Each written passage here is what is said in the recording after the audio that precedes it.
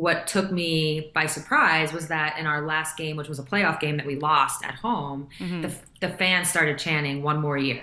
Oh, so And good. so it was just, It's it like was goosebumps. it was crazy. I never thought, I just didn't think anyone really knew that I was thinking about it. Like, why would they know that this was, I'm like, wait a minute, is my play saying that? Like, what's going on? No. That's But then, that's always the first question in your mind. You're like, of course. are you guys saying I should? Yeah, like, is this a hint? Or,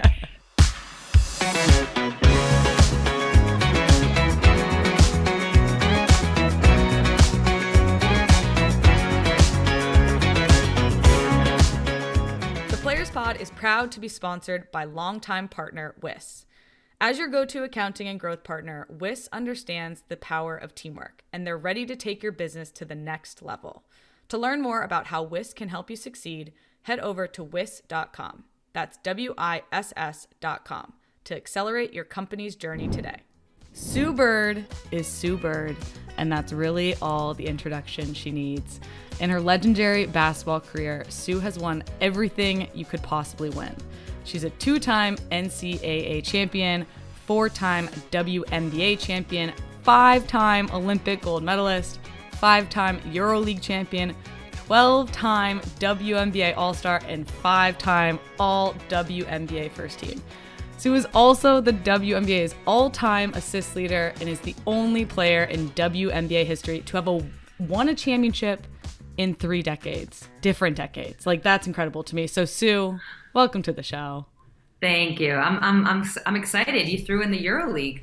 The EuroLeague titles we, in there. We I like to appreciate talk. that. We like to Yeah. talk about our WNBA stars going overseas and playing and what that means, because I feel like we get a lot of mixed reactions, and it's actually something we'll talk about later. But what a freaking resume!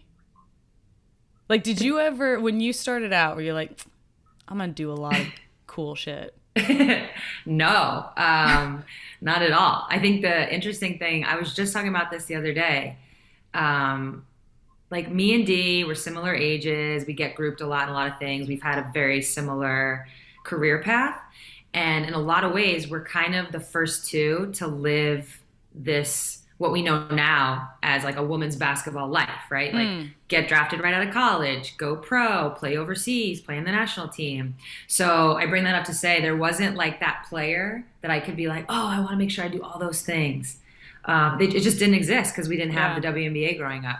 So I never in like my wildest would have imagined any of this stuff. Well, it's pretty incredible, and I am so stoked to have you on today. And you've been someone we've wanted on for a long time, obviously, because you're a legend. So we're gonna start off first talking about right now. WNBA season just kicked off. It's your year 19. Yeah, something like that. Okay. Who's counting? But you made the decision to come back another year, which a lot of people speculated about at the end of last year, myself included. I was like, man, I really hope she plays again because it's just fun to watch you. What went into that decision? Like, had you gone at the end of last year, were you thinking this might be it? Or had you already made up in your mind you were coming back? No, I thought it was it. Really? Yeah. I think, like, looking back, it was an Olympic year. So sometimes I'm like, wow, what would I have felt like if the Olympics actually happened in 2020? Because were you like, as in you were potentially gonna retire Olympic year? Got it. Okay. See ya, bye. So, it was an Olympic year. We take a break. The WNBA takes a break. So we take that break. We go do the thing in Tokyo. We come back. The thing. And I was pretty tired, like just from all of it. I was pretty tired. And so as the season was winding down, we probably had like 10 or so games left. It was just like a little voice in the back of my head that was kind of like, it's been a good ride. Like maybe this is it. It's a good time to go out.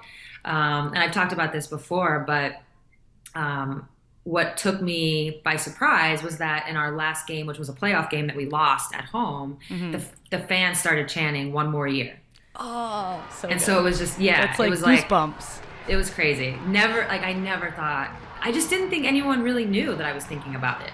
Like, why would they know that this was like, wait a minute, is my play saying that? Like, what's going on? No. That's But for them, that's always the first question in your mind. You're like, of course. are you guys saying I should? Yeah, like, is this a hint? Or, yeah, so when that happened, it just, like I said, it took me aback, but I also was like, all right, I took a couple days.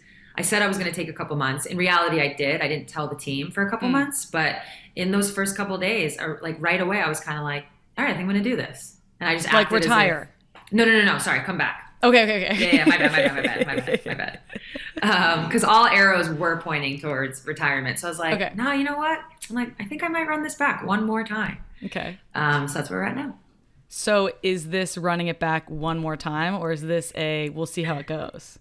Like a combination. Like I'm pretty Okay. sure it's just one more time. I joke now. Tom Brady just gave me like the perfect punchline for all of this. I don't want to pull a Tom Brady, even though I Okay. totally understand what happened. Can't you just totally relate? Like things ended, like emotional, got caught up, said what he said, only to be like, oh, wait a minute. Actually, I do have more gas in the tank. Like I can relate to that a little bit. 100%. Yeah. I feel like even the retirement switcheroo is the perfect almost way for an athlete to decompress and there it takes all the pressure off. You know, it's like it's over. All right, he's done. Boom. Yeah. Okay. He has 40 nice days, 40 days and nights, and then like he's like, oh no, I can do this Yeah, again. like, wait a minute. Yeah, like Totally. I had a mini retirement and it felt pretty good, but like no, my body, my heart, everything is not done yet.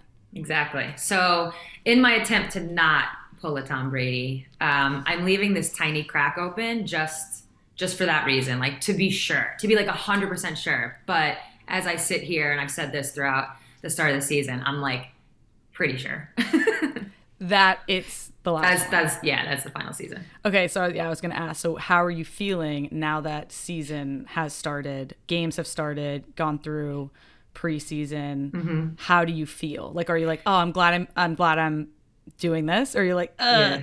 I maybe should have called Just it back called it a then. day. No. I feel glad. I feel glad that I'm doing it. More than anything, because last year I was more like wishy-washy about it. I wasn't like certain, and now I'm starting to see like, okay, like this feels like this, or this feels like that. It's like all starting to show itself. The first part of our season's been a little tough because we've already had some like COVID protocol player out. We have like a fairly new team.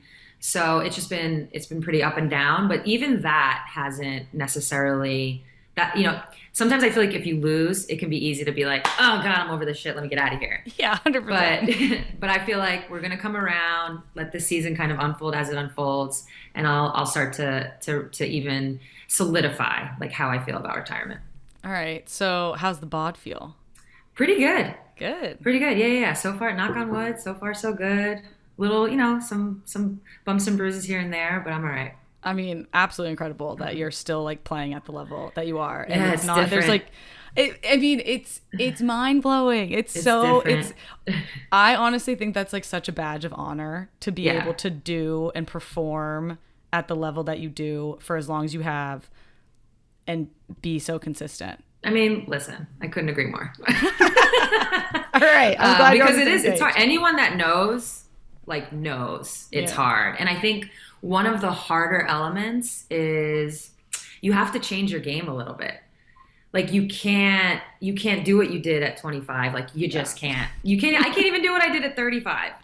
Like, which is so sad. Sometimes I'm like, oh, people watch me play now. They probably think like this is what it is. I'm like, I was something totally different 5 years ago. And there's like almost like a mourning process in that. You got to like let go and just kind of be who you are in this moment. So there are times where it's like, oh, I wish I could do more. And then there's times where I'm like, this is who I am. And I'm just gonna, be the best version of that, which is very cliche, but it's true. Do you feel like you're the best player you've been at this point? Like, because you're kind of saying how maybe physically, or there's certain things that Physically, yeah. go down a step, right? But then the experience and the confidence and the mental side and emotional side of the game and handling that, to me, is just, there's no comparison. The physical will never beat that out, in my opinion. Yeah, no. So I totally agree. And I think the way I would describe it, it's like when those two things meet, That's your So best. That's your best self. that is Yeah. your best. Yeah. I Best don't even, athlete. yeah. And I don't even know. A lot of people will say like, oh, I mean, it changes. It's like so individualized. It changes from athlete to athlete. Sometimes people are like, "Oh, your prime is 28," Yeah. and I'm like, "Yeah, maybe physically, but there's this whole other level of experience. To your point, you're going to get if you can like keep that physical, just kind of maintain that for as long as you can, and then all of a sudden the experience kicks in. And again, when those two things meet, that to me is if a player gets there, like Yeah. you have to get there. But that to me is prime. Like that's when you're just out there. Like the game slows down. You're Oh, yeah. basically controlling things. It's yeah. So that was I feel like those years. And if I had to put them out there, I would say from like 36, 37, 38, a little bit of 39, which was like our bubble season. Okay. I feel like those were probably like my prime years. I dig it, and I agree. It is so. I'm not as old as you, but I am getting later in my career. So I am like starting to see similar things in that the physical side, you have to stay up there. You have to keep adding to it. But it's a different world when the mental and the experience side kicks in, and it's like a whole different level. Have you been getting already questions after every game like, Sue, is this it? Is this the last time you're going to play at this arena? Yeah. Yes and no. So early on in the season, it was like that. It was like, hey, so this is probably your last first day of training camp. And I was just like, all right, like I can't, this can't be like every little, moment ends up being like that. So there was a point early, or actually might have been our media day. So we have all the media there. They're asking all the questions. And I just basically said, I was like, listen, I'm not trying to make this season about this. I'm not trying to make every time I'm at an arena about that. Like there'll be a time, like every player, when they retire, there's a time to celebrate it. That time will come. Like until then, it's still like about the season. So it happened a little bit early, but it's tapered off. All right. So you're throttling back everybody's Yeah. badgering of questions. So my last question on this, which Okay. I'm also kind of badgering you about, is there anything that as you have started to approach retirement and know that it's going to happen, is there anything in your career or your approach to the game or how you look at things that you're doing specifically with the thought of retirements in your mind? All right. So you play, I'm sure you could probably answer this question the exact same. Like you play for so long, you kind of just have a routine, you have a habit, how you approach it, right? So I went into this season thinking, you know what? I'm going to loosen up a bit. Like this could be like the final year. So the moments where like will be a good example. Like let's say I'm about to walk onto the court to warm up. And I'm like, if there's a bunch of fans who want to like say what's up, maybe I'll take that time. Like maybe I'll loosen up a bit because usually I'm just like at the beginning of a game, yeah, business, Blinders. like yeah, I'm not trying to like mess around. We'll deal with that after. Yeah. Or maybe if like on the way out, like back to the locker room, I'll stop. Yeah. So I was like, you know what? I'm gonna try to loosen up. So I did that like kind of early. Okay. Tried it in preseason, and very quickly I realized like it just throws me off. It just throws me off a little bit because how do you break like a 20-year routine and a 20-year habit and a 20-year mindset? So even if I wanted to be like loosey-goosey about this year and just like, hey, I'm enjoying it all, it's really hard to break it. So I'm trying to find that happy medium. I haven't figured it out yet. All right. I find that hilarious to know because it's like you tried. And it's like, yeah, and that's just one example. Like Yeah. I've tried it in like my pregame routine. Like usually like I'm all like, I need my rest. I got to eat this and I got to do that. And I got to take a nap. And I'm like, what do I need a nap for? Let me just go. If I want to go down the street, get a coffee, let me do that. And now it's just like, it throws me off. So I'm like, I need to go back to the routine. Old habits are hard to break. And So hard. Your habits have created a lot of success. So why are we going to try to change them now? That's great. I love that. So when and if you do hang them up, you will be leaving the WNBA in a very different place than you found it. Yes. Right now, a lot of the conversation around WNBA is this question of expansion versus growing teams rosters. So I'm curious what your take is on that. Do you think that WNBA needs to expand into other markets, bring more teams in, Or do you think the best future for the league is first growing roster sizes and then expansion? So this is a tough one because the answer isn't about like what I want. Yeah. Because there's just some things that are doable and some things that aren't. And I personally think it's a little bit more realistic to expand teams, like to add 2 teams. So we have 12 now, get to 14, because that brings in 2 more owners, their own bank with their own salary cap, versus asking the current 12 to put more money in. Because what's not going to happen is you're not going to add roster spots and the salary cap not go up. Like that's not, if they tried to do that, I'd be like, that's insane. Yeah. Like we're already having a problem squeezing, 11 or 12 in. So that would, and I feel like we'd have better luck getting like 2 different ownership groups in. And I know a lot of people think the negative to expansion is that because you have to have expansion draft. And so it could like spread out the talent too much where it kind of waters the league down. But my argument to that is there's so much talent that's kind of getting, cut, or they never get to get seen. And you need to be in the professional environment to grow that, 100%. to grow those players, for them to like get that taste. And so, you know what? It might not be great for the league in the short term. Like, yeah, maybe the teams do get watered down a little bit. And so the competition takes like a little bit of a hit, but in the long term, I think it's what's best. I feel like the WNBA is so competitive, and you guys have had 12 leagues or 12 teams for a while now. And like you said, good players are having to be cut because there are only X amount of spots. That's it. And I feel like adding 2 teams would not water down the league as much as maybe in early days. Yeah. Yeah. So, I mean, I see what people say when they say it would water it down. I do get it, because but wouldn't it would only be 24 or 28. How many? 14, right? On a roster? No, 12. 12. So only 24 new or more players within the league.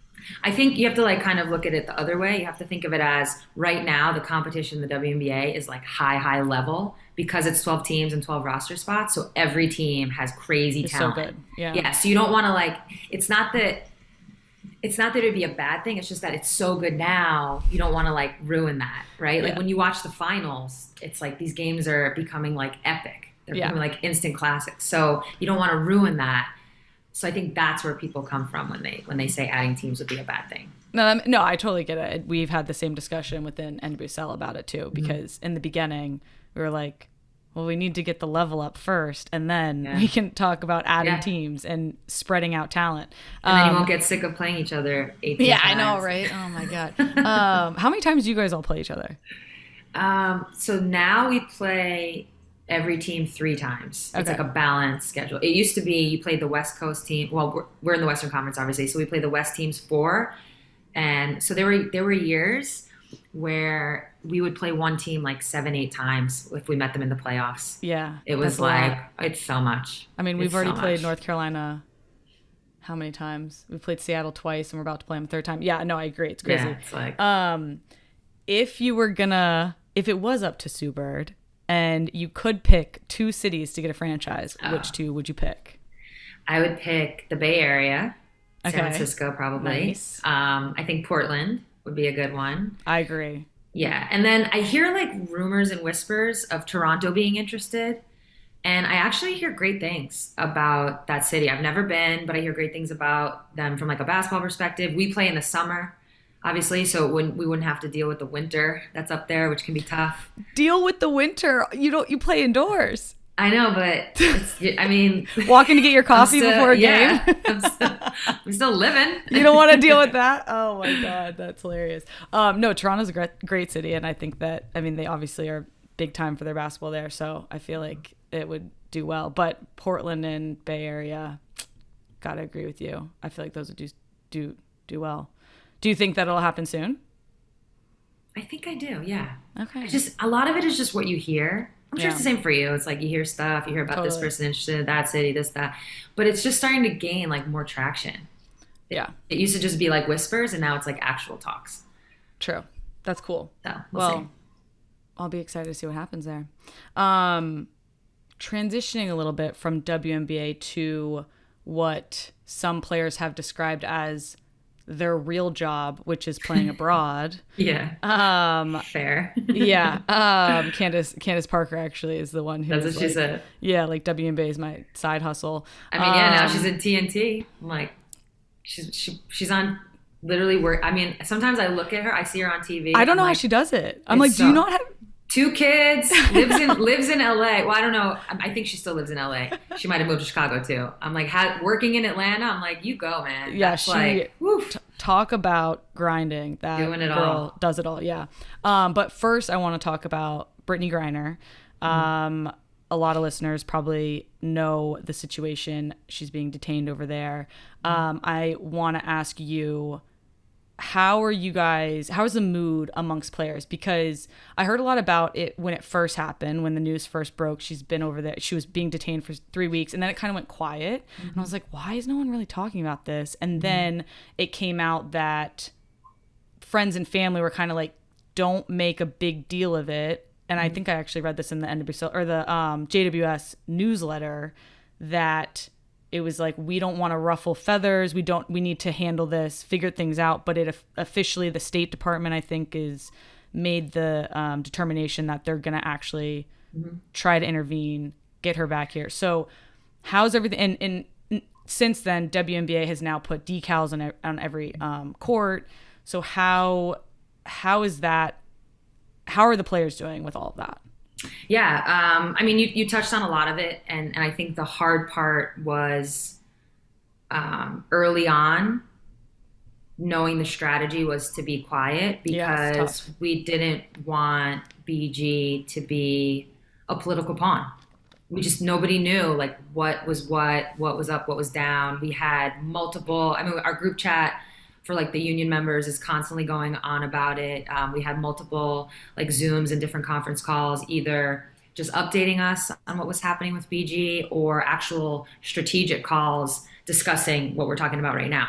So, I mean, it was hard because I think all of us, it's just so tough to think of BG, who's like this gentle giant, like sweetest human sitting in a Russian jail cell, and every time it's wild. Yeah, it's unbelievable. And every time, her hearing comes up, they push it back. So just understanding that emotional roller coaster, like the toll it must be taking on her. And I think in general, we all just miss her. And, early in the season, one of our preseason games was in Phoenix.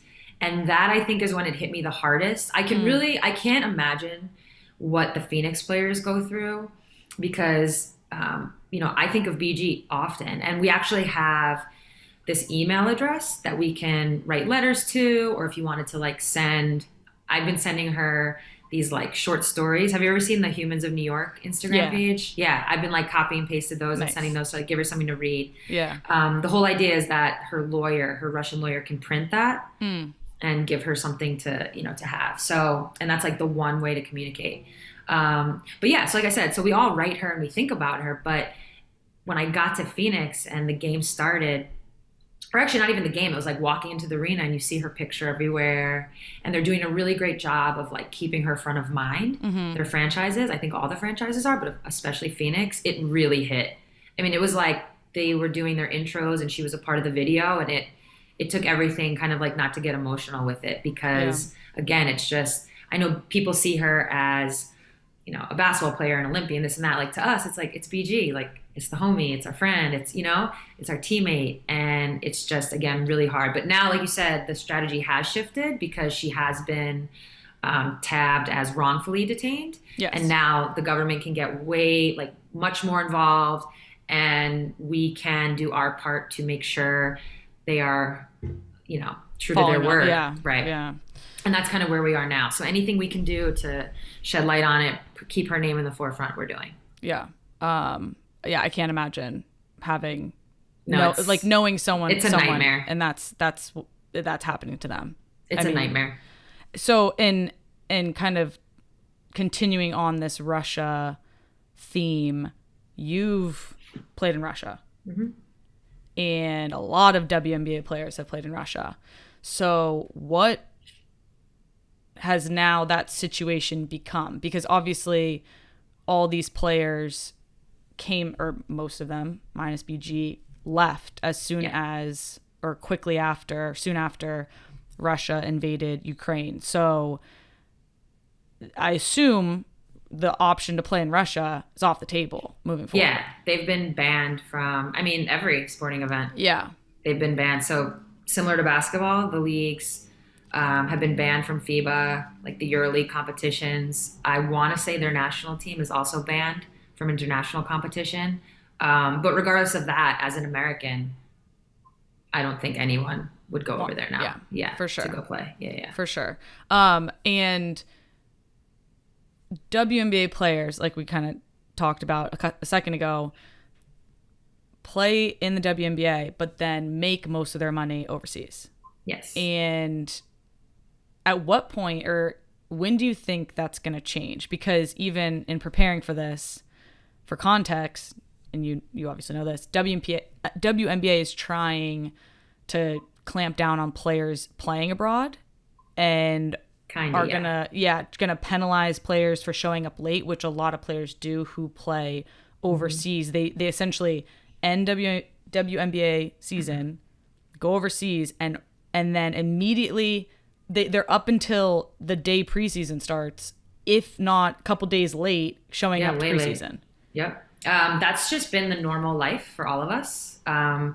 Coming back, getting here. I mean, there's Kayla McBride the other day. They just, she plays for Minnesota. They played LA a couple days ago, and I think she landed the night before, maybe 2 nights before, got her physical, met the team on the road, played in the game. She actually balled out too, but like played in the game. This is like normal. There's so many years where I literally got back the day before a regular season game. So, I mean, there's no really short way to explain this, but I'll try. The owners of the WNBA in our last CBA, like this is what they wanted. It's called prioritization. It was their non-negotiable. So while we're trying to talk about how can we grow the game and how can we get more money in our salary cap and how can we get, like maternity, 100% maternity leave, like we're having all these conversations. They're like, yeah, cool. But like we can't even have that conversation until we talk about this, which is, again, called prioritization. So this was what the owners wanted. And from what I understand, like I don't want to put words in anybody's mouth. From what I understand, their vibe is the only way to grow the league is if we have the WNBA be everyone's priority. And to them, that means not coming late. It also, like the good part is it also means they're providing opportunities, like financial opportunities to stay home. When maybe you stay home and help market the league, or maybe you're doing, things for your team in terms of marketing. They're trying to provide all that. And we're going to see how it goes. Next year is the first year it kicks in. And I think it's that you can't miss a regular season game, and you can be late to training camp, but you get fined those days. It's 2024 is when you can't be late to day one of training camp. If you happens suspended, can't play the whole season. Oh, so if you're you out. miss a game, you're suspended. It's not just like you get docked some pay. Nope, done. What? Yes, that's why players, and you have to understand, like what I'm hoping, and I'll be long gone, obviously, and what I'm hoping is that the owners were right and this works. And it sets this whole new, I mean, I just talked about how me and Dee were kind of this first generation to live this life. I hope it's like a whole new life for these younger players where they don't have to go overseas because they're making bank over here, right? Like that's the hope.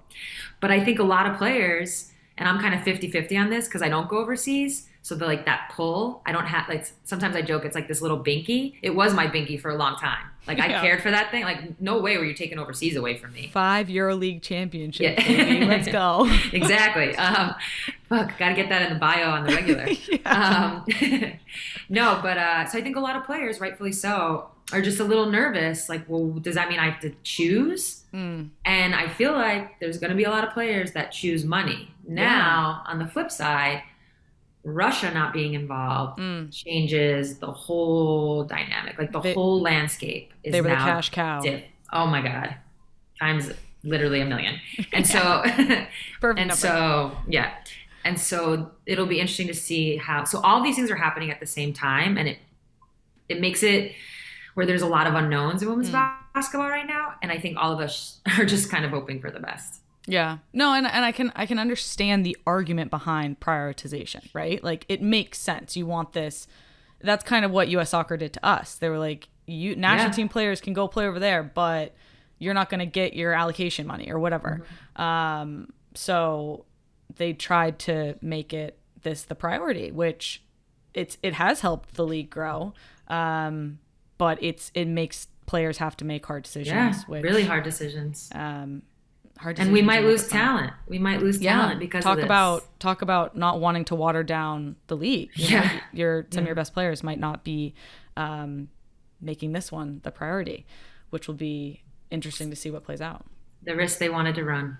True. Shoulder shrug. Yeah, that's it. And only time will tell, like you said. Yeah. All right. Now we're gonna go back in time a little bit to UConn days. Okay. So before you got to UConn, they had only won one national championship. Yeah. So how did you end up there? Okay. I mean, proximity, I can understand, but how did you end up there? And what was like Gino's? I like just calling him Gino, but I feel like I'm being disrespectful. No, he would love it. Okay, great. Because some player, I've had a lot of UConn. I will not call him Gino, but you are. Got it. Yeah, because all the players call him Coach Oriema. Yes. Okay, perfect. I'm gonna call him Gino because that was a struggle. Well, I heard he partied with you guys once, so I feel like Megan told me some story how he like showed up somewhere. You guys were. Where were we? Let me not. I don't even. I'm gonna mess this story up. You were somewhere, but it wasn't like some major competition. You were just like in some city playing a friendly, and he like rolled into like the hotel bar and hung out with you guys. I remember people talking about him being there. Yeah. I don't know if I personally partied with him. If you're gonna say like, we're cheersing, maybe, but Pino might have been doing that. I'm sure she did. Yeah, 100%. So point is, you can all call him Gino. Great, Gino it is for me. How did Gino get you to UConn, or was it like already decided in Little Sue's mind? Little Sue, a little bit of both. It was definitely the front runner. Okay. Some of it was proximity. That wasn't that big of it was like part of it. But it felt right. It just did. Like, this is the place that felt right. But what happened was there was two other point guards that committed my class. Okay. So they've like already committed. And I was kind of like, well, what does that mean for me? And they were like, well, these weren't like exact words, but the gist was like, the vibe was, well, if you have confidence in yourself, this won't matter. And I'm like, okay. I'm like 17 years old. I know, like, telling you to like a child, basically. Like, okay. But truth be told, that is kind of how they operate, and it actually does work. Yeah. Like, it does make you like look to yourself for the confidence. I digress. So I also visited Stanford and Vanderbilt. So those were like my final three. God, you could have been a Cardinal. I could have been a Cardinal. Oh, what could have been? Yeah, I know. You guys are just thick as thieves, aren't you? We are. We love each other. Love each other so much. You hate Stanford, I feel like. No, I actually don't. I'm just like great. Oddly surrounded by it. Yeah. Like, my agent went to Stanford. Like, my financial advisor went to Stanford. Good like, people. I have friends. Yeah, good teammates went to Stanford. Yeah, you're right. So yeah. So long story short, this is how I say it. Those schools just kind of like, so my heart was saying UConn, but those schools just kind of like crept in a little bit because of this like point guard situation. And actually what ended up happening was one of the point guards that did commit took their commitment back. So kind of opened it up a little bit. And did they find out that you were going and they're like, oh, I don't even want to try to compete with that girl. It's for another podcast. Okay. It's for another day. Have you on part 2. I've heard some things. The drama. So yeah, so then Coach Oriema's like final words to me, or I think I said to him like, oh, my heart says Connecticut, but, and he basically was just like, well, I hope you follow your heart. And that was kind of like his final words to me. But like I said, it kind of was always UConn from day one. All right. So I love that, by the way. Still wish Stanford would have won. But did you have like a welcome to UConn moment your freshman year? Welcome to UConn moment? No, I mean, I will say my dad wanted me to go to Stanford or Vanderbilt, but Stanford, like, Mr. Academic guy. And he was like, are you sure you want all your friends to be from Connecticut? are you sure I love that's the you want argument. to marry someone from Connecticut? Are you basically what he was saying is like, I'm going to some like, I mean, listen, it's UConn. Our claim to fame isn't the basketball. It's that we're a top 20 public school. That's a great claim to fame. I think we're like 20, but that's fine. No, but it's a state school. And now when I go back on campus, I'm blown away by like all that's available. The buildings, what they have. Yeah, it's super nice. That was not. Oh yeah, you guys did your Our heat heat thing. sessions. Yeah. I was like, this is UConn? I did not. That's not how I pictured it at all. Because that's new. All of Okay. that stuff is new. Not where you were, because you guys were in Gamble, right? Like That in was the, old. Yeah, Yes. Gamble's old, but that's like part of the charm. Yeah. No, it was great. Yeah, I was yeah. like, oh, the history. Exactly, yeah. But yeah, it was a commuter school when I went. Like Oh. for real. So it was like 90% parking lots on campus. That's amazing. So yeah, so my welcome to UConn moment was basically just like, I'm here for basketball. Like there isn't like a specific, I did tear my ACL my freshman year, so I actually got to like enjoy my freshman year a little bit more than I think I would have if I was still playing. So there's that. But yeah, it was just, my dad was right. It was like heavy on the Connecticut population. Everyone I met. Every successful athlete and entrepreneur knows that setbacks, mistakes, and losses are all a part of becoming a champion. Like a great coach or teammate, WIS helps business leaders find the vision and strength they need to succeed. Whether it's international taxes or advice around staffing, mergers, and finance, WIS is ready to assist your company in its championship journey. As proud supporters of female entrepreneurs, WIS not only sponsors the Players Pod, but they also sponsor the Just Women's Sports brand new Ballers Market, a first-of-its-kind online marketplace for female athlete entrepreneurs. You can check it out at justwomensports.com/ballers-marketplace. To further this mission, WIS is giving away an unreal prize package of Ballers Market gear and JWS swag. To enter the giveaway, tweet at both Just Women's Sports at JustWSports and WIS at WISLLP with the name of a coach who has helped you succeed either on or off the field. And then head to WIS.com, that's WISS.com, to learn how WIS can help you turn a setback into a winning opportunity. What's going on, everybody? I'm Dawn Staley, and I know you all have been hearing me talk about UFOs, but I wanted to really drive it home for you how much I love these recovery slippers, and I'm just so excited to share them with you. Believe me when I tell you, once you try these, you'll never wear another slide a day in your life, especially if you got knees and ankles like mine. But I'm not stopping. UFOs allows me to stay active, walking my boy champ, working out, and of course, coaching. Each pair have this incredible technology and footbed that cradles your arches. And UFOs are developed with intention to reduce stress on the body and help you recover. And it works. Trust me on this. I know a lot of athletes who wear UFOs regularly and love them, but I also know a lot of nurses and teachers who use them. They're that good. Check them out at UFOs.com. That's OOFOS.com. They have a ton of different styles, but all with the same foam and footbed. They are seriously life-changing footwear. Gino, known as a coach that tells it like it is, has no issue publicly criticizing players. To me, I'm like, he's just saying truthfully. Do you think he's a dying breed when it comes to coaches? I do. But some of it is maybe rightfully so. I do think there's like a shift in how younger players react to certain things. So I think Coach Ryan would tell you this himself. Like you have to adapt, like as you go through this. He at one point, he and I even had a conversation where I asked him, like, what's something that, and he was like, oh, like adaptability. Like I have to be able to. Great advice.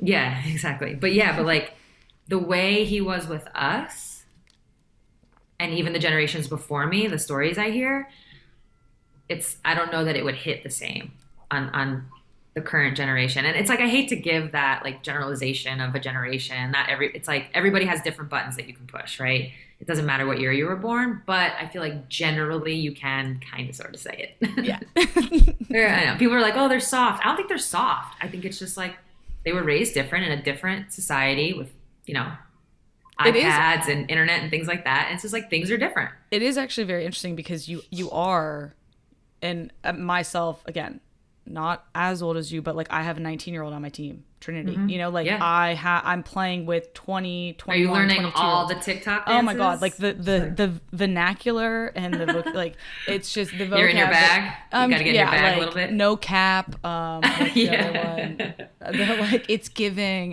They're gonna make fun of me for even saying this, but it is interesting seeing the shift in players and like how they and what they need, and it's like it's a real thing. Yeah. I don't think there's anything wrong with saying that. I just I don't like when it's like, oh, they're softer. Like, yeah, it's just they're different. Yeah, which they might be a little soft, but you know, it's fine. Senior year at UConn, would you say that's the best women's college basketball team ever? Oh yeah. Oh no, zero hesitation. I mean, you guys went 39-0 that year. You won second national championship. And here's the crazy stat. Only one of your wins came by less than 10 points. Yeah, Virginia Tech, right? I think it was Virginia Tech. Over Virginia, 59-50. So there it is. Points. We were losing that game. That game was wild. Like what were practices like? Like what was we were, practices weren't that crazy. They were, it's like we had already done the crazy stuff the years prior, like, 4-hour practices where you're getting your ass kicked and like running around like crazy and, all that. It wasn't like that my senior year. We were just like a well-oiled machine by that time. So we would like get in, get out, had a couple of hiccups, like that Virginia Tech game. That was at a point in time where like, you go through a season, there's always those ebbs and flows. It was definitely an ebb, I guguess. Does that make sense? Ebb, flow? Yeah. Okay. So yeah. But yeah, otherwise it was just a well-oiled machine. Like we played in a way that, I don't know, we just knew each other so well. And I think that's really what separates it. I could sit here and tell you the talent was crazy, like where we all got drafted and the careers we all had. It speaks for itself. But what separates it, I think, compared to other teams is just the way in which we played together. It was the chemistry was amazing. Would you say I was one of the leaders. Yeah. So what was your leadership style like in terms of the fact that you were like, we should win this. We know we should. Well, we had a huge disappointment. We had a huge disappointment the year before. Yeah. Like huge. Lost in the Final Four in dramatic fashion. Yeah, it was bad. Yeah, it was bad. To Notre Dame, right? Yeah. Yeah. To this day, pretty sure, I'd have to think about it, but like pretty sure it's the worst loss. Just given the stage and all the things. So we were, that's what I'm trying to say. Like there wasn't a lot that needed to be said that year. It was coming off this disappointment and it was like, cut the article out of the paper, pin it to your locker type vibes. Yeah. Everybody was like laser focused. Totally. But yeah, in terms of leadership, I'm probably the same now, same my whole career that I was then. I'm not like some crazy verbal leader where I'm like hyping everybody up. I just try to be consistent. I try to have relationships with everyone and I try to be honest. And I feel like with that, you kind of develop this equity, if you will, with people. And then in the tough moments, when you do have to check someone or be like, yo, get your head out of your ass, they know it's coming from a good place. Totally. And so they can respect that. Yeah. That's in a nutshell how I describe it. I love it. Well, you got to end your college career on high. Really high, like undefeated season, win the national championship. I'm very jealous. Every time I talk to an athlete that's won a national championship or multiple college NCAA champion, I'm like, I never got one, but I digress now. You get drafted to Seattle, and obviously your dad was like, wanted you to go West Coast, but then you went to UConn. You became friends with only UConn people from Connecticut. How did you feel getting drafted, being sent all the way across the country? I mean, I was miserable. Were you? Like, yeah, my first when year it happened or once you got here? Or here, Seattle. Yeah, no, not yet. I'm you're here.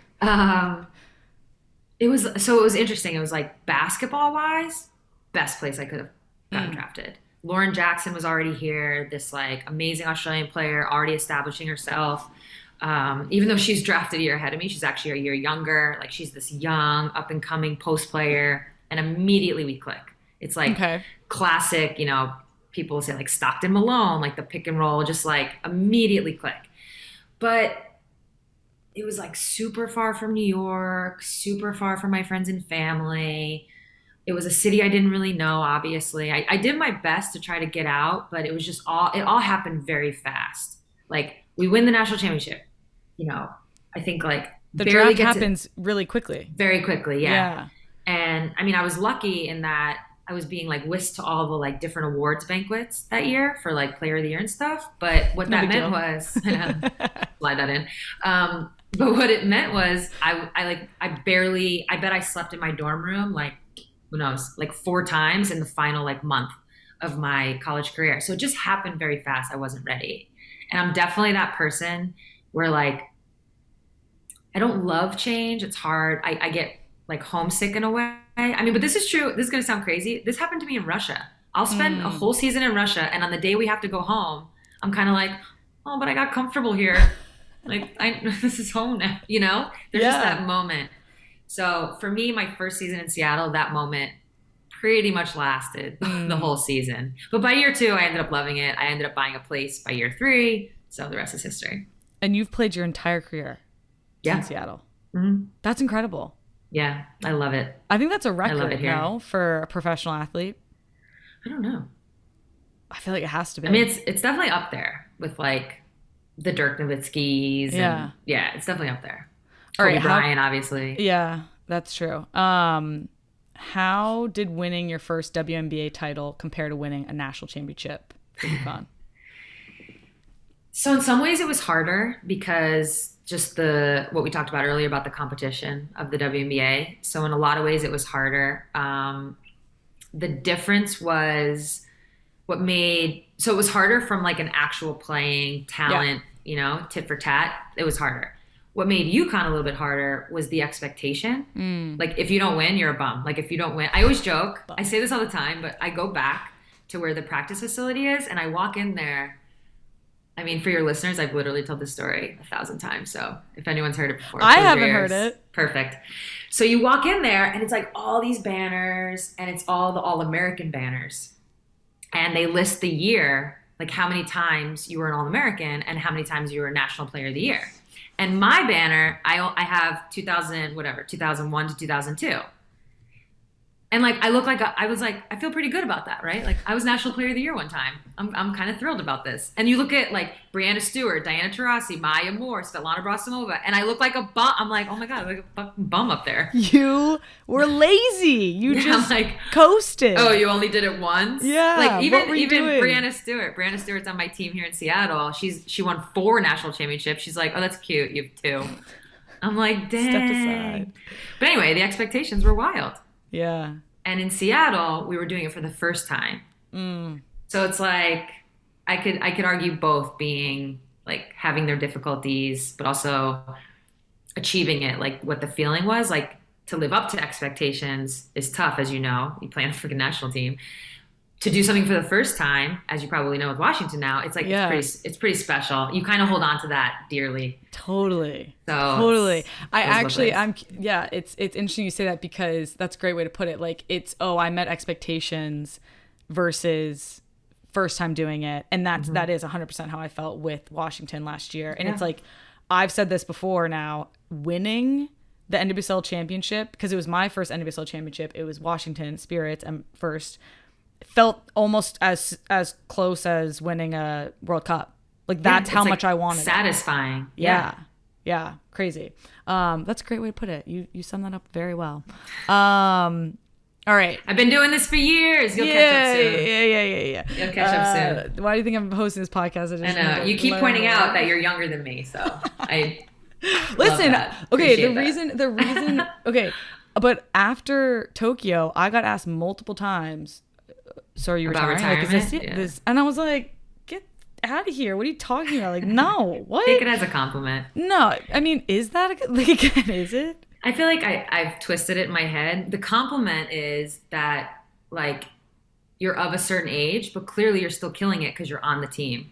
Like clearly you're still killing it because you're doing all these things. But the age part, everyone's like, there's no way somebody could play into this age. You must be retiring. And you're like, actually, no, boo, I'm here. Yeah. Yeah, right here. So it's like they just don't expect people at certain ages to be able to perform at a high level, therein lies the compliment. Like I said, you got to twist it around a little bit, but eventually you convince yourself. Listen, that's how you stay in this profession long enough. All right, I got a quick section of who you got with Sue. So we're gonna go over WNBA, your takes. So first one, who's on your Mount Rushmore of all-time WNBA players? I hate this one. So it's going to be real bias because it's... As it should be. All these people I've played with. So it's very quickly, it goes... The first three are very easy for me. Diana Taurasi, Lauren Jackson, Brianna Stewart. These are three players I played with that are my best friends, are amazing to play with, and I've seen firsthand the greatness. So it's I will never deviate from those three. Ever. I appreciate that, and I respect it. The fourth one, some days I say Lisa Leslie. Some days I say Cheryl Swoops. Some days I say Maya Moore. Some days I say Tina Thompson. It's just... Do any of the days you say yourself? No. You said... What? If there was a starting five, then I would probably pick myself. Oh my God. Okay, you're going on the Mount Rushmore. Let's just end that one there. Classic hoops question. Is the WNBA softer today than it was 20 years ago? No. I would definitely not say it's softer. I don't think so either. Yeah, it's different, but it's not softer. Okay. And the different, I think, is a good thing. Yeah. It's more talent. There's more talent, more athleticism, more. It's like evolution. Yeah, I feel like they say it about NBA too, and it's Yeah. I mean, the referees do change how things are. So what I could say is, before they put defensive 3 seconds in our league, it's our games can get pretty bloodbathy. Like the NBA, they kind of they're able to move freely. The way the referees call our game, it's still very physical. But you used to not have defensive 3 seconds, so people could just stand in the paint, and it clogged things up. It made it even more of a wrestle match. That has dramatically changed things. But no, I wouldn't say softer at all. Okay, fair enough. Who's the best dressed player in the WNBA? There's some good ones. People are starting to really get into it. I really there's a lot that I like. I really like Diamond DeShields. She always... I think I saw her fit on first day of season, and I was like, yeah, I like that. She takes risks, but she changes it up. I like it. Who's the hardest player in the league to guard today? Currently? Yeah. Probably Enrique. We just had her on the pod. Yeah. No, I know. Your home, your producers and whatnot were telling me. Yeah, she's great. Yeah, I'm not just saying that because she was on your pod. Okay. She's really, really tough to guard. Silky, smooth on the ball. What is it? Yeah, no, she has a smoothness to her game, and she plays with ease, but it's power. There's a jolt of speed coming at you. When she gets downhill, she's very powerful with it. You can't let her get downhill, but does have the finesse to it. She'll get downhill and make some really difficult layup, which requires so much touch, so much finesse.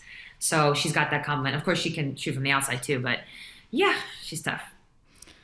Putting up a layup is they told me, little baby cat, don't put it up too hard, No, you gotta be careful. Yeah. I mean, I don't know. I'm the opposite of the layup takers. I'm not doing that much these days. Maybe 10 years ago. What's the biggest what if in your career? Do you think you could have won another championship at UConn? Is there anything that you're Yeah, I do have one. They're kind of one and the same, but it's kind of two. So we win in 2018. This is very recent. Mm-hmm. We win in 2018. We have the whole roster back. Stewie tears her Achilles, and I have to have this knee surgery. So we're both out all season. So we never get the chance to repeat. But then we come back, and you could even argue the roster in 2020 was better than 2018, and we win then. And then free agency hits us super hard.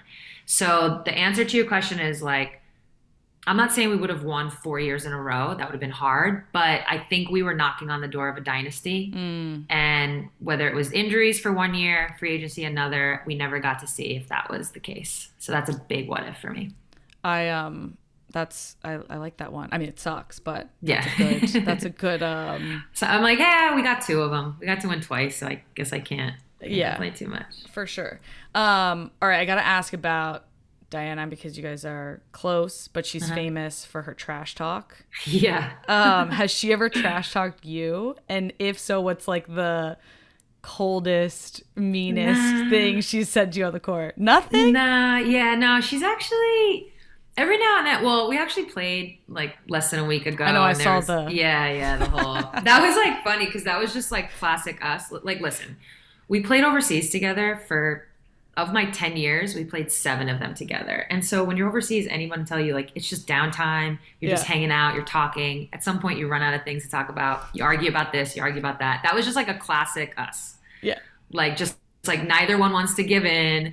Doesn't even matter who's right or wrong. It was like so we'll good. die on that hill. Yeah, totally. And that's probably what you saw. That's probably the quote unquote worst we've ever talked trash to. Yeah, we don't really get into it. All right.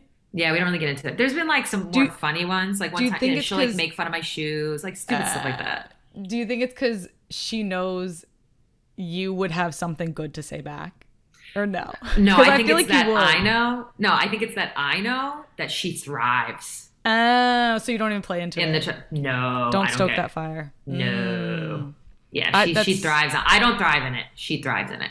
So I'm like just being smart. Yeah, I like that. But it never, like every now and then we have moments where we're like, really dude, with like kind of like that. That's it though. We move up quick. Yeah. Oh man, that's great. All right. A lot of basketball questions, but now, so retirement's on the horizon. Recently you became, how would you say it, founder of Together, media company, female founded. What went into that decision, and is that something that you're looking towards doing when you're done? Yes, I'm looking forward to being way more involved. It's the whole process has been like one part amazing, one part super rewarding, and it's definitely speaking to me in like a producing, creating content, just getting involved, finding different stories, like all the things. And I'm really looking forward to getting more involved. The way it started was Alex Morgan. She basically called all 3 of us, myself, Simone Manuel, Chloe Kim. And the whole like theme was, we always, as female athletes, we always talk about not getting the coverage that men do, yet there are things like Players Tribune or Uninterrupted, and they do a phenomenal job of covering sports, but like it's still very skewed towards male, like without a doubt. I mean, 90-10 probably, like maybe less. So it's kind of like similar to just women's sports. It's kind of like, well, let's put our, figurative money where our mouth is. Like we complain about this all the time. Like, what are we going to do about it? And so when Alex presented it that way, like this is a way we can do something about it. It was like, oh, no brainer. I'm in. Yeah. And that's kind of the crux of it all. And you've enjoyed it. Yeah. It's been really fun. There's so much to learn in this world. Right. But at the same time, like I think the word rewarding is how I would put it. Yeah. That's a great descriptor. All right. Taking up a lot of your time, but I do have to ask about, our mutual connection, Pino, Megan to you. What's the most important thing that she's taught you? Oh man. Well, Megan has like this, I'm like, can she hear me? No, Megan has this like unflappable confidence to her. She does. It's just like, you can't really knock her off of that. She just like knows who she is and is just, this is what this is. And I feel like what I've learned she's opened my eyes to just kind of like being true to yourself. And like just living in that space, which is it's not easy for me. I don't think it's easy for a lot of people. Like totally, a doubt always creeps in at different times. And just to be like that sure about things, and the way that shows up for her, I mean, it shows up in so many ways, but the ways that I see it, it just seems like she appears like lighter. Because like she's not herself. as heavy. Yeah. It's like she's not carrying, she's not carrying all these burdens. And so I've really learned a lot from her in just how she presents, right? And it's not just the public facing stuff. Like, I mean, you could say too, it's like, it's the same. What you see is literally what you get. So yeah, I think that's probably where she's opened my eyes the most. What do you think you've taught her? Hmm. And Uh, all the good things. yeah, everything good you see now. No, I'm joking. Like how to eat right, no. I think she's definitely more not emotional in terms of like boohooing, but like has emotional reactions. She's definitely more like spontaneous in a way in terms of when she like sees something, she says something. I'm like way more measured, way more level headed. Not that she's not level headed, but I'm just like, and so I think that has crept a little bit into how she approaches things. Mm. Just like, and that's like the good thing. We're It's like good totally balance. different. Yeah, Totally. it's a very good balance. So Yeah. I've taken a little bit from her in that way. She's taken a little bit from me in that way. What would you? Yeah, I do agree. And she has raved about your breakfast sandwiches, so that became a staple in her diet. I'm so happy because she hates on them. She's like, "Can we try something new?" I'm Really? like, no. Yeah, Okay, she's well, this starting was to maybe hate a on couple. them a little bit. Yeah, This is probably early days. yeah, it was early. When everything is. Yeah, exactly. It's great. Best breakfast sandwich ever. What is the hardest part of having a relationship that is so public because you guys are both public figures? I think the easy answer is just like schedules and the time apart. When you guys are doing your World Cup thing, I mean, that's a wild, your schedule is insane. The amount of days you guys are gone. I mean, even Tokyo was one thing that was tough because you guys were gone for, it felt like forever prior to going to Tokyo. I mean, we were lucky we got to see each other there, but excuse me, the World Cup year was like, and then obviously you guys blew up, you win, all the good things. And so she was even busy on the back end of that. So I think that's probably one of the harder parts is just figuring out that scheduling and being away and kind of understanding, if someone's busy, it's not personal, don't get your feelings hurt, that kind of a thing. For sure. But yeah, the public eye can be weird too. Like people, I don't know, it's like sometimes I'll see something. Yeah, I'll see something in the comments where it's like, you haven't posted any pictures of Megan. I'm like, we broke up? Like, what? That doesn't bother me as much. That's more funny. But I'm like, hold up. Yeah, So, yeah. for sure. Well, you guys handle it very well and gracefully. Yeah, and I love you too. And the two of y'all together. So thank you. Yeah. All right. Closing questions. What is the best exercise for extending your career? Ooh. I would say a tie between swimming and Pilates. Pino also has been swimming a lot. Oh yeah, she's a really good swimmer. It's kind of fucking annoying. Yeah.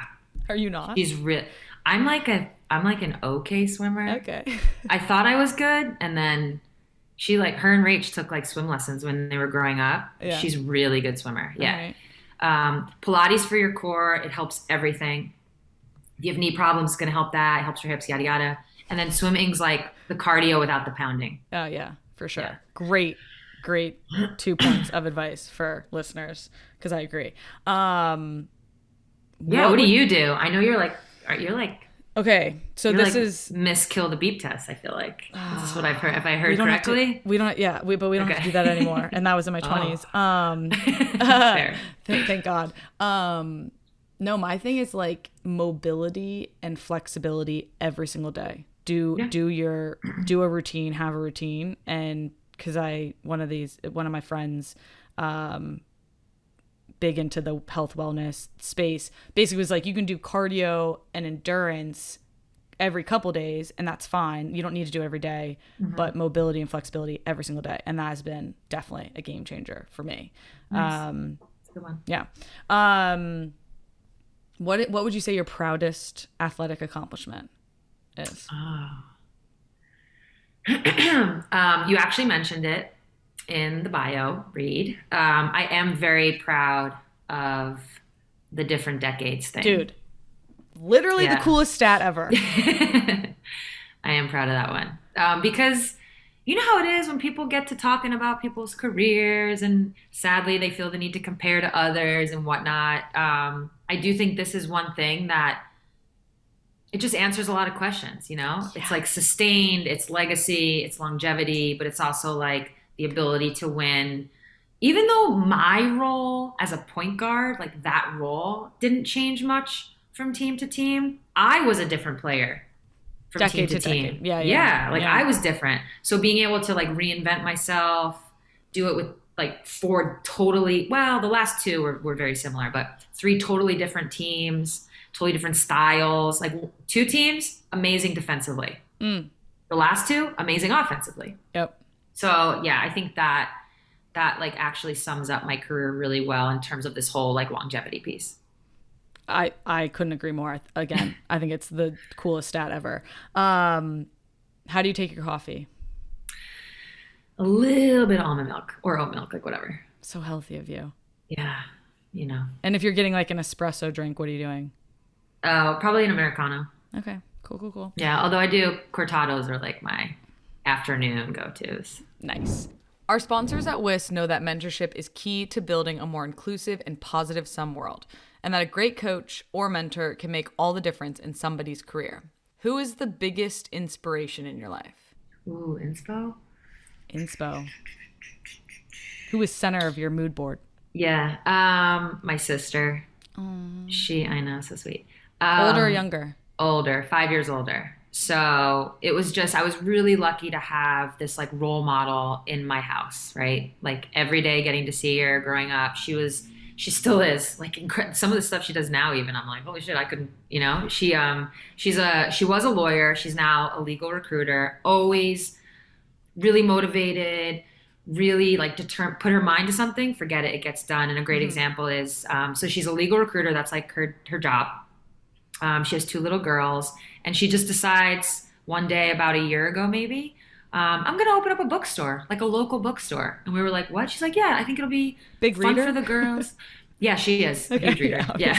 Makes sense. Yeah. And so is her daughters. They're 9 and 7, and they like run through books. It's wild. It's great. So she was like, yeah, I'm going to open up a local bookstore in my town. I think it'll be great for the family, great for the community. And so somehow like finds a way to do all that. So even to this day, she's definitely an inspiration for me. I love that answer.